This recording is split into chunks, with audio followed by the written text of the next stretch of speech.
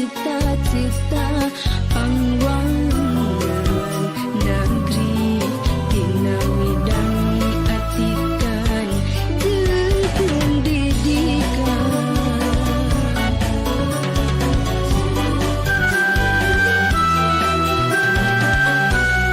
Mekar arum miboga karepnu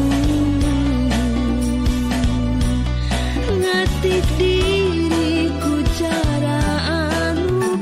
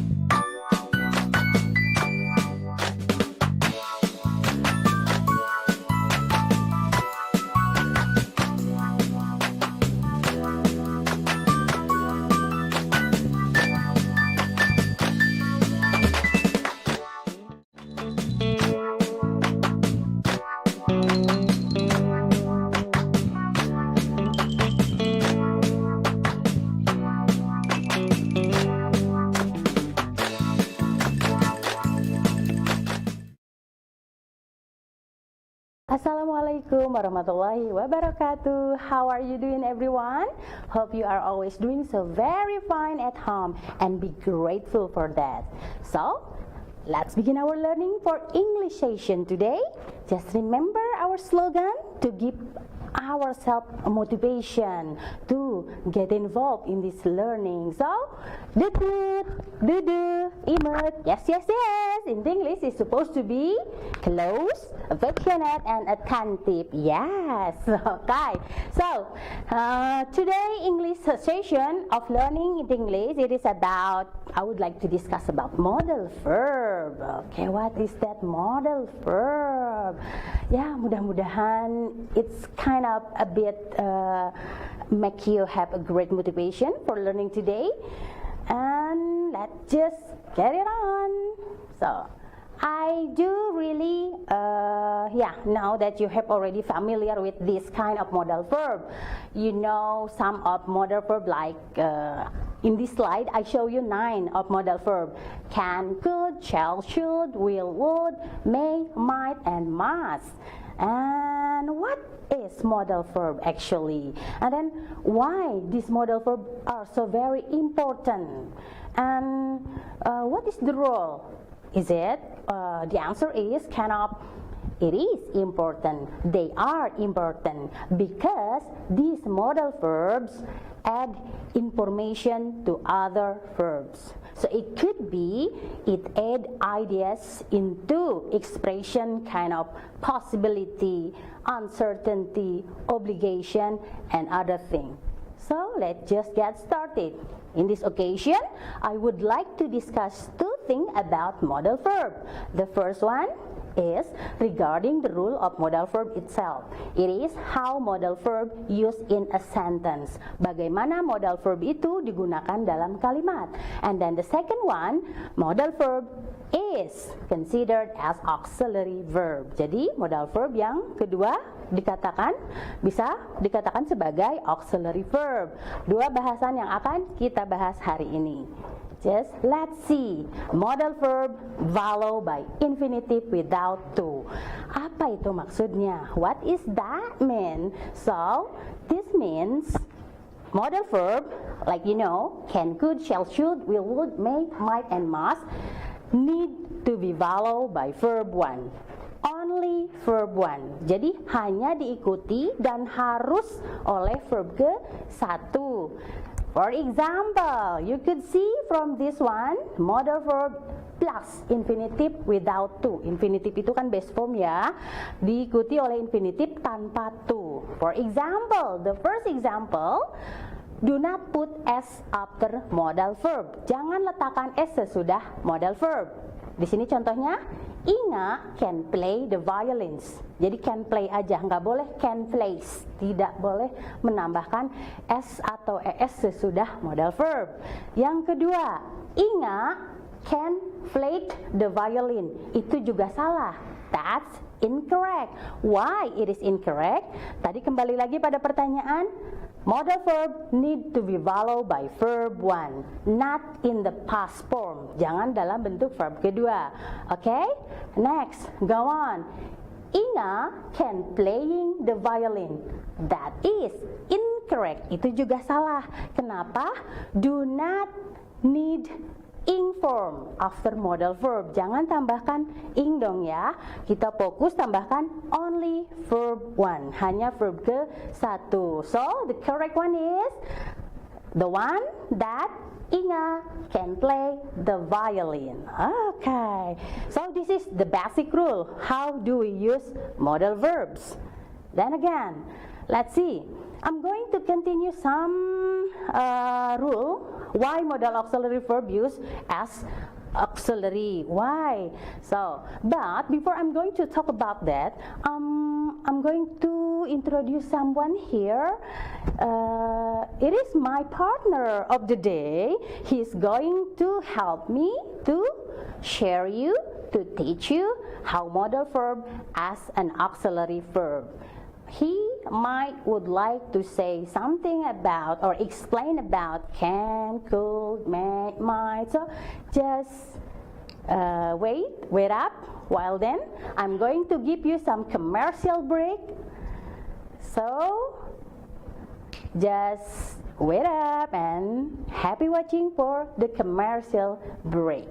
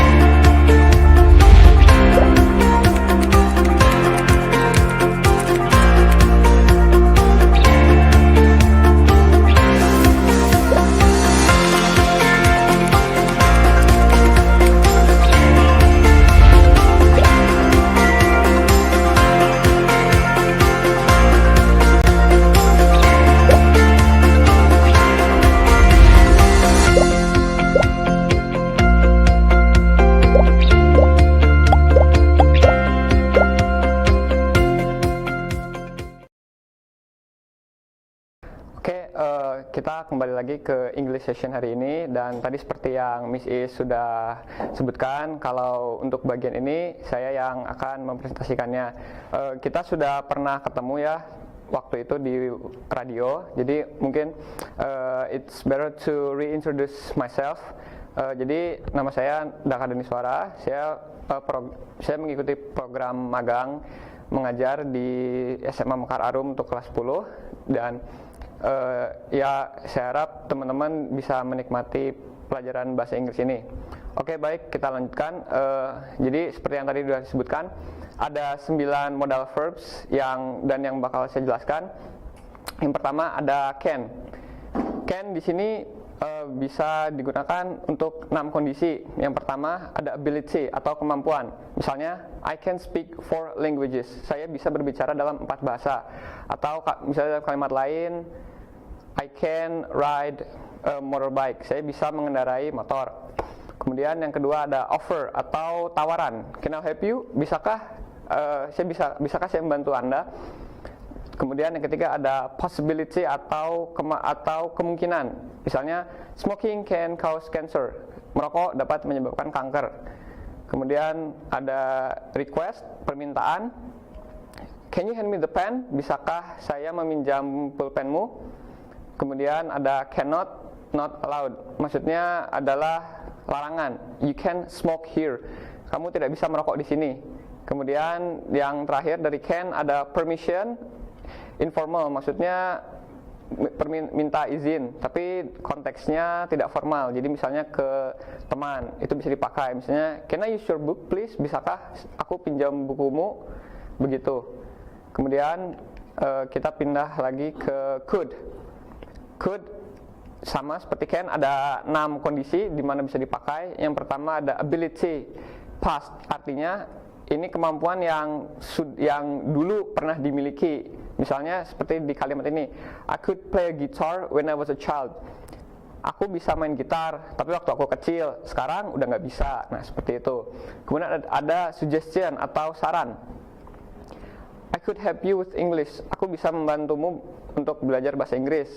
Kemudian ada possibility, tapi lampau juga. Misalnya, a lot of crime could be prevented. Banyak kejahatan yang seharusnya waktu itu bisa dicegah. Kemudian ada request. Request di sini berbeda dengan can. Kalau di sini request konteksnya formal. Could you lend me this book? Bisakah saya meminjam buku ini? Misalnya kalimat ini dipakai ketika teman-teman pinjam buku di perpustakaan. Itu kan perlu konteks bahasa yang formal. Kemudian ada permission tapi dengan formal. Misalnya, could we go home now? Bisakah kami pulang sekarang? Dan terakhir ada conditional of can atau pengandaian. Misalnya, I could visit many places if I had more money. Aku bisa mengunjungi banyak tempat kalau saja aku punya banyak uang. Oke, baik, berikutnya. Di sini ada may dan might. Pertama kita ke may dulu. May di sini ada 5 kondisi di mana bisa kita pakai kata may sebagai modal verbs. Pertama ada request, permintaan dalam konteks yang sopan. Misalnya, may I have some water please? Boleh minta air, tapi ya karena sekarang puasa, jadi ini jangan. Kemudian ada may I use your book? Bolehkah aku pakai bukumu? Kemudian ada permission dalam konteks yang polite, misalnya seperti may I smoke in here? Bolehkah saya merokok di sini? Atau students may travel for free. Kemudian ada prohibition atau larangan. Misalnya you may not smoke in my house. Kamu tidak boleh merokok di rumahku. Kemudian ada you may not step on the grass. Kamu tidak boleh menginjak rumputnya. Kemudian ada possibility, he may have snow tomorrow. Mungkin besok akan turun salju. Atau he may have forgotten about the party. Mungkin dia lupa kalau akan ada pesta. Atau yang kemudian terakhir ada wish atau harapan. Misalnya may the new year bring you joy. Semoga tahun baru ini membawamu kepada kebahagiaan. Atau may the force be with you. Atau semoga force selalu bersamamu. Ini biasanya yang suka Star Wars pasti tahu. Kemudian ada might. Di sini might bisa dipakai di 3 kondisi. Yang pertama ada suggestion atau saran.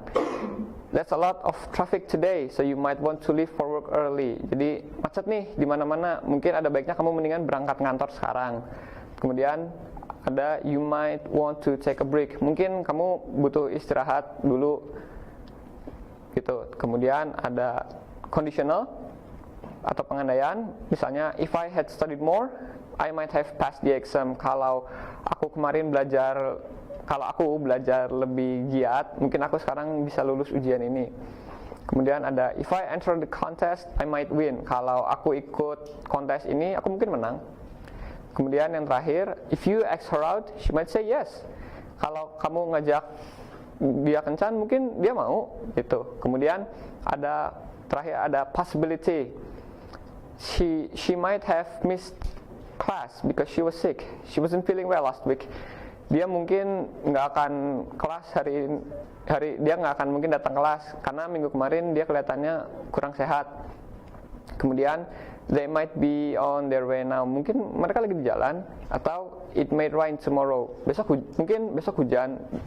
Jadi may sama might untuk possibility bisa dipakai interchangeably atau bisa tukar-tukaran gitu. Oke, ya sekian.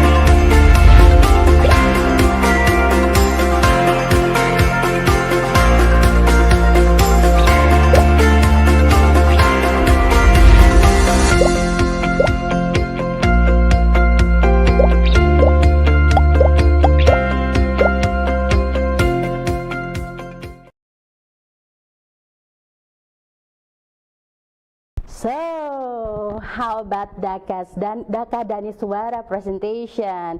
Mudah-mudahan dapat dicerna dengan baik ya, karena sangat jelas Daka menjelaskan penggunaan dari can and could, and then again may and might. So it means Daka show something about one modal verb. Satu modal verb can express more than one meaning, ya kan? Jadi satu modal verb itu bisa mengekspresikan banyak arti. Kebayang dong tadi ada yang untuk possibility, tuh, ada yang untuk request, ada yang untuk wish, suggestion. Wow, that's a lot of reading for you, for your perusal to read. So, let's get it on. How about will and would? Bagaimana untuk penggunaan will dan would? Apakah will dan would ini help other verbs to add or ideas or help express other ideas? Yes, it is. Sama saja ya. Ini menambahkan ide atau meaning dari kata kerja yang lain yang ada di situ. For example, we use will for request, for refusal, for offers. Apa itu request? Untuk menyatakan request, permintaan. Will you help me file these papers? Maukah kamu membantu saya untuk membereskan papers ini? Refusal, apa itu refusal? It is penolakan. So he won't share his potato chips with me. Won't, ingat, won't itu contraction from will not, ya. Don't forget about that.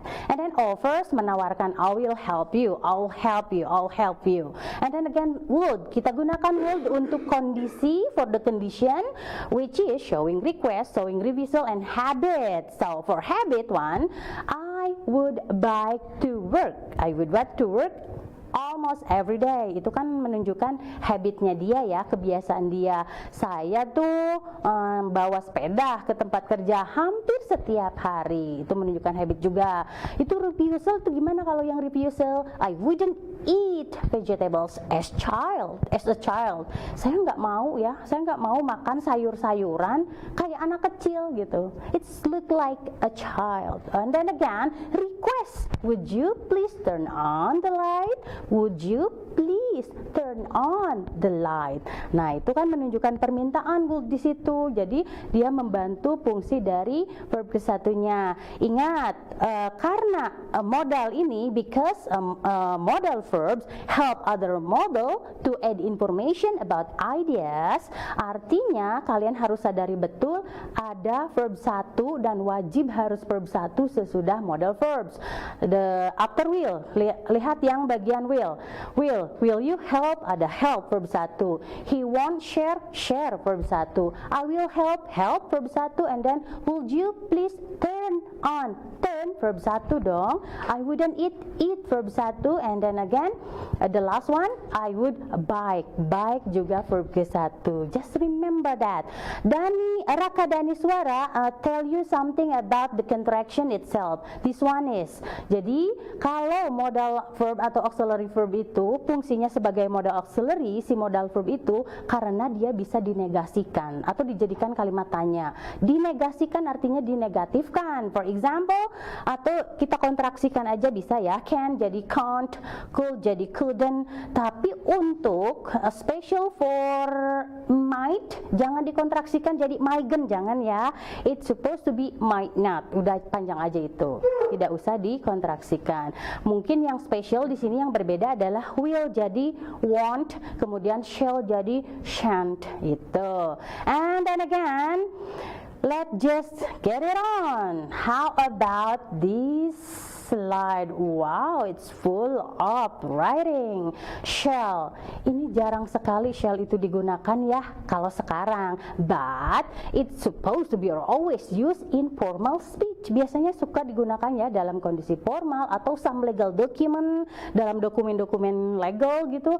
And then again, the most common use of shall biasanya digunakannya untuk subjek tertentu ya, kalau di gramatika dulu, like just for I and we, like that. For example, in this blue box, I give you some how to use shall for our expression of modal verb. Suggestion, kalau mau ngomongin suggestion kita boleh pakai shall. Shall I get pizza for dinner tonight? It's kind of giving suggestion. And then offer atau volunteering. That bag looks heavy. Shall I carry it for you? Shall I? Nah itu kan offer ya. Shall I carry it for you? Bolehkah saya bawakan gitu. Instruction, nah ini lebih ke asking for atau giving for something, like giving an instruction ya. What shall I do with your mail when it arrives? Ini harus gimana nih? Kalau suratnya datang harus digimanain. Nah itu kan like kind of having for asking for instruction. And then promises, you shall be the first person to know. You shall be the first person to know. Kamu harus jadi orang pertama yang tahu masalah ini misalnya ya. Berarti itu seperti mengucapkan promise atau janji. And then again confirmation like statement of the fact kind of I shall meet you there at 7. Saya bakalan ketemu ya di sana jam 7. Terlihat kan begitu banyak meaning from one modal verb and you cannot ignore this, jangan mengabaikan. You just if you feel confused, kalau kalian merasa bingung, how do I use this modal verb? How do I use to express my English in spoken English? So you just get used to it. Jadi kalian bisa biasakan dari menonton film berbahasa Inggris atau menonton berita berbahasa Inggris atau membaca teks berbahasa Inggris.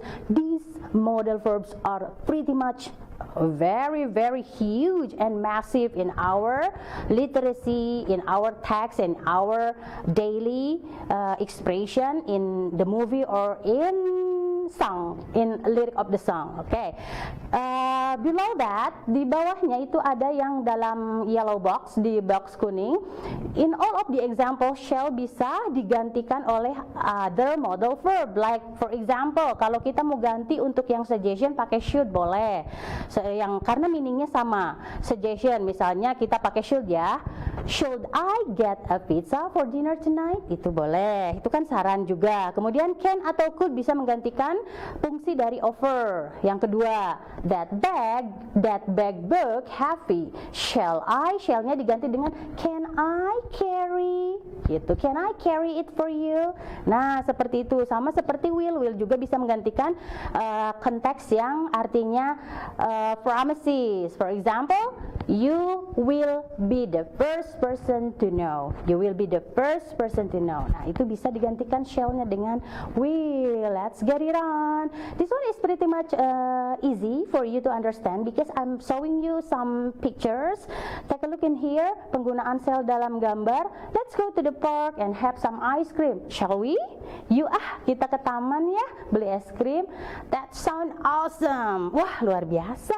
Shall I take my bike too? Kita bawa sepeda ya? Boleh aku bawa sepeda ya? Aku mau bawa sepeda ya? Kind of suggestion, tapi lebih ke close relate meaning into asking something. And then shall I take my roller skate? Nah, itu adiknya juga melakukan permintaan. And the last thing, sure, the mother answers, sure, you can take your bike and roller skater too. See this one?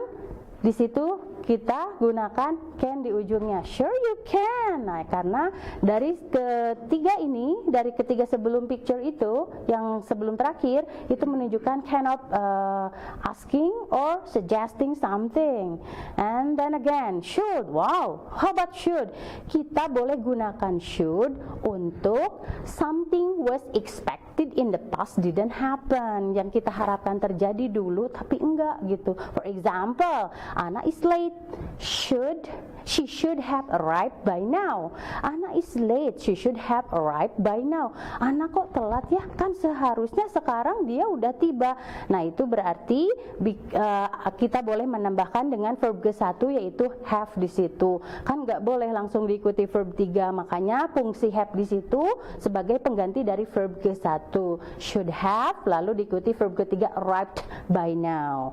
And then again, untuk mengekspresikan a situation likely in the present or in the future. Mary should be at home now. Give her a call. Jadi untuk mengatakan some kind of prediction or expectation, ekspektasinya adalah Mary should be at home. Mary kan seharusnya sudah di rumah sekarang. Give her a call. Coba telepon ya. Nah, kind of like that. And then again, the most important thing it is about the function to give advice, memberikan nasihat, rekomendasi, suggestion. For example, you should see the new Star Wars movie. It's great. Tadi sudah dibahas oleh Daka juga ya. Boleh kita menggunakan could atau might dengan may atau might boleh. Nah, di sini kebetulan kita boleh pakai advice untuk should. And then again, should can be replaced by ought to. Nah, ini kata baru. This is the new word for you. Ought to. Ought to. Itu bisa menggantikan should. Berarti satu rangkaian ought to itu harus langsung diikuti verb 1. ought to kita, karena dia menggantikan should, yang artinya meaningnya mungkin memberikan saran ya, atau for example in this should sama dengan ought to, you should go home now, kamu sebaiknya pulang ke rumah sekarang. You ought to go home now, that's the same meaning, but the slightly different is it sound more formal. Untuk ought to lebih formal dibandingkan should. Take a look again.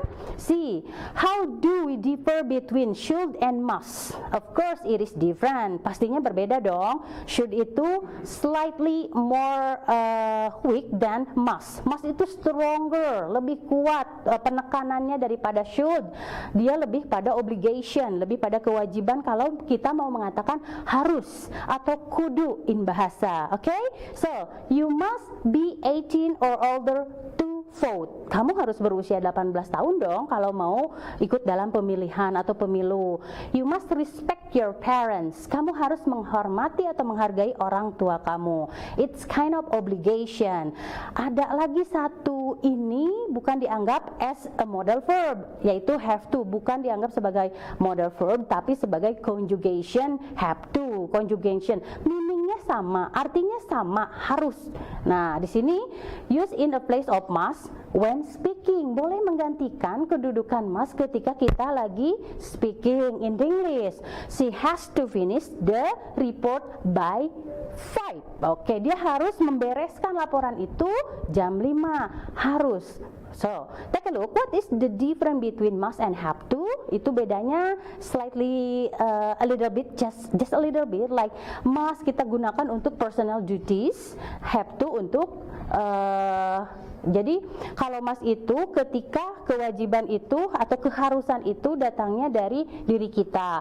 Kalau have to, keharusan itu, kewajiban itu datangnya karena tuntutan dari situasi atau obligation to help others, kind of like that. Di situ ada contoh gambar. For example, the picture below, you can see a mother surrounding by the kids and or children, and she said something like, we have to arrive at school before 8 o'clock. It is kind of, kita kan harusnya tiba di sekolah jam 8. So it is something that he's showing something about obligation that coming from the situation.